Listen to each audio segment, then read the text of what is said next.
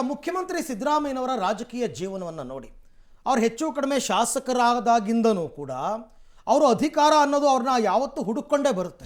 ಅಧಿಕಾರದಿಂದ ದೂರ ಇದ್ದಿದ್ದೇ ಇಲ್ಲ. 45 ವರ್ಷ ಜೀವನದಲ್ಲಿ ಅವ್ರು ಹೆಚ್ಚು ಕಡಿಮೆ 40 ವರ್ಷ ಅಧಿಕಾರನೇ ಅನುಭವಿಸ್ಬಿಟ್ಟಿದ್ದಾರೆ. ಸೊ ಹೀಗಿರಬೇಕಾದ್ರೆ ಈಗ ಈ ಎಲ್ಲ ಬೆಳವಣಿಗೆಯಿಂದ ಅವರಿಗೆ ವೈರಾಗ್ಯ ಬಂತ ಅಂತ CM ಸಿದ್ದರಾಮಯ್ಯರಿಂದ ರಾಜಕೀಯ ಸಂದೇಶದ ಮಾತು ನಿನ್ನೆ ಬೇಳೂರು ಗೋಪಾಲಕೃಷ್ಣ ಅವ್ರ ಹತ್ರ ಹೇಳ್ತಾ ಇದ್ದಿದ್ದು, ರಾಜಕೀಯ ಶಾಶ್ವತ ಅಲ್ಲ, ಏನಾಗುತ್ತೋ ಆಗಲಿ. CM ಸಿದ್ದರಾಮಯ್ಯ ಹಾಗಾದರೆ ಸಂದೇಶ ನೀಡಿದ್ದು ಯಾರಿಗೆ? CM ಬಂಡಾಯ ಟೀಮ್ಗೆ ನೇರ ಸಂದೇಶವನ್ನು ರವಾನಿಸಿದ್ರ CM. ಕುರ್ಚಿ ಗಲಾಟೆಯಲ್ಲಿ ಮುಂದೇನಾಗಬಹುದು ಅಂತಕ್ಕಂಥ ಸುಳಿವ ಅಂತ, ಅಂದರೆ ಫ್ರಸ್ಟ್ರೇಟ್ ಆಗಿದ್ದಾರೆ ಅಂತ ಅವ್ರ ಮಾತುಗಳನ್ನ ಕೇಳಿದಾಗ, ಅಯ್ಯೋ ಅದೇನಾಗುತ್ತೆ ಆಗಲಿ ಬಿಡಿ, ರಾಜೀನಾಮೆ ಕೊಡಬೇಕಾ, ಕೊಟ್ಟರಾಯ್ತು, ರಾಜಕೀಯ ನಮ್ಮಪ್ಪನ ಆಸ್ತಿನ ಅಂತ ನಿನ್ನೆ ಕೇಳಿದರು. ಹಾಗಾಗಿ ಅವ್ರಿಗೆ ಈ ವಿಚಾರದಲ್ಲಿ ಬೇಸರ ಆಗಿದೆಯಾ? ಕುಮಾರಸ್ವಾಮಿ ಸೆಕೆಂಡ್ ಟೈಮ್ CM ಆಗಿದ್ದಾಗ 1-1.5 ವರ್ಷ ಬಿಟ್ಟರೆ ಹೆಚ್ಚು ಕಡಿಮೆ ಸಿದ್ದರಾಮಯ್ಯನವರು ಮಂತ್ರಿಯಾಗೇ ಇದ್ದಾರೆ. ಕರ್ನಾಟಕ ಕಾವಲು ಪಡೆ ಅಧ್ಯಕ್ಷರಾಗಿ ಮೊದಲು ಶುರುವಾಗಿದ್ದವರ ರಾಜಕೀಯ ಜೀವನ ಏನಾದರೂ ಒಂದಿಲ್ಲ ಒಂದು ಕಾನ್ಸ್ಟಿಟ್ಯೂಷನಲ್ ಪೋಸ್ಟ್ನಲ್ಲಿ ಇದ್ದೇ ಇದ್ದಾರೆ ಅವರು. ಹೀಗಿರಬೇಕಾದ್ರೆ, ಇಷ್ಟು ಅಧಿಕಾರ ಅನುಭವಿಸಿರ್ಬೇಕಾದ್ರೆ ಒಂದು CM ಪೋಸ್ಟ್ಗೆ ಇಷ್ಟೆಲ್ಲ ಸರ್ಕಸ್ ಮಾಡಬೇಕೇನ್ರಿ? ಅವ್ರು ಫೋನ್ ಮಾಡಿದ್ರು ಅಂದ ತಕ್ಷಣ ಇವ್ರನ್ನ ತಿಂಡಿ ಕರೆಯೋದು, ನಾನು ಹೋಗೋದು, ಇವೆಲ್ಲ ಅವ್ರು ಒಗ್ಗುತ್ತೋ ಒಗ್ಗಲ್ವೋ ಗೊತ್ತಿಲ್ಲ ಸಿದ್ದರಾಮಯ್ಯನವ್ರಿಗೆ ಈ ಥರ ನಡೆಗಳು. ಆಮೇಲೆ ಕಳೆದ 20 ವರ್ಷಗಳಲ್ಲಿ ಅವ್ರ ಪಕ್ಕ ಇನ್ನೊಬ್ಬ ಪ್ಯಾರಲಲ್ ಆಗಿ ಯಾವುದೇ ನಾಯಕನನ್ನ ಅವ್ರು ಕೂರಿಸ್ಕೊಂಡು ಸುದ್ದಿಗೋಷ್ಠಿ ಮಾಡಿರಲಿಲ್ಲ ಅವರು, ನಿಜ.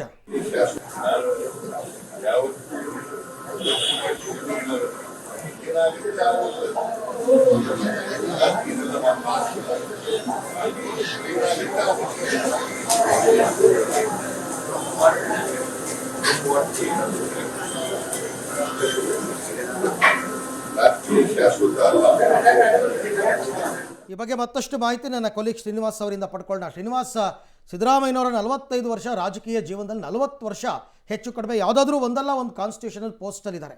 ಇಷ್ಟೆಲ್ಲ ಅಧಿಕಾರ ಅನುಭವಿಸಿರೋ ಸಿದ್ದರಾಮಯ್ಯನವರಿಗೆ ಏನಪ್ಪ ಇದೊಂದು CM ಪೋಸ್ಟ್ಗೆ ಇಷ್ಟೆಲ್ಲ ಸರ್ಕಸ್ ಮಾಡಬೇಕಾ, ನನಗಿಷ್ಟ ಇಲ್ಲದ ನಡೆಯನ್ನು ನಾನು ಅನುಸರಿಸಬೇಕಾ, ಹೈಕಮಾಂಡ್ ಹೇಳಿದ್ರು ಅಂತಂದ್ಬಿಟ್ಟು ಆ ರೀತಿ ಬೇಸರದಿಂದ ಈ ಮಾತುಗಳು ಹೊರಬಂದಿದೆಯಾ, ಅಥವಾ ವೈರಾಗ್ಯದ ಮಾತುಗಳ, ವೇದಾಂತದ ಮಾತುಗಳ, ಹೇಗೆ ಅರ್ಥೈಸ್ಕೊಳ್ಬೇಕಿದನ್ನ ಅಂತ?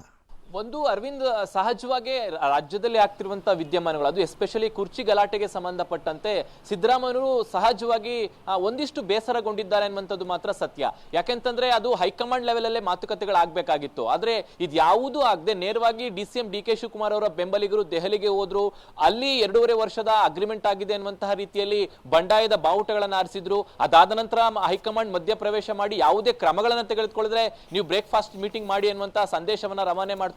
ಇದೆಲ್ಲ ಒಂದು ಕಡೆ ಸಿದ್ದರಾಮಯ್ಯನವರಿಗೆ ಒಂದಿಷ್ಟು ನೋವನ್ನ ತಂದಿದೆ ಅಂತ ಅನ್ಸುತ್ತೆ. ಇಷ್ಟು ಸುದೀರ್ಘ ವರ್ಷದ ರಾಜಕಾರಣದಲ್ಲಿ ಯಾವತ್ತೂ ಕೂಡ ಈ ರೀತಿಯಾಗಿ ಅಧಿಕಾರದ ವಿಚಾರದಲ್ಲಿ ಸಿದ್ದರಾಮಯ್ಯನವರಿಗೆ ಆಗಿರಲಿಲ್ಲ. ಆದ್ರೆ ಈ ಬಾರಿ ಈ ರೀತಿಯಾದಂತಹ ವಿದ್ಯಮಾನಗಳು ಸಹಜವಾಗಿ ಅವ್ರಿಗೊಂದಿಷ್ಟು ಅಸಮಾಧಾನಗಳ ತಂದಿರಬಹುದು, ಅದನ್ನ ಮಾತನಾಡಿರಬಹುದು. ಜೊತೆಗೆ ಒಂದು ರಾಜಕೀಯ ಸಂದೇಶವನ್ನು ಕೊಡುವಂತ ಪ್ರಯತ್ನವನ್ನು ಕೂಡ DCM DK ಶಿವಕುಮಾರ್ ಅವರ ಬಣಕ್ಕೆ ಸಿದ್ದರಾಮಯ್ಯನವರು ಮಾಡಿದ್ದಾರೆ ಅನ್ನುವಂಥದ್ದನ್ನ ಸ್ಪಷ್ಟವಾಗಿ ಹೇಳ್ಬೋದು.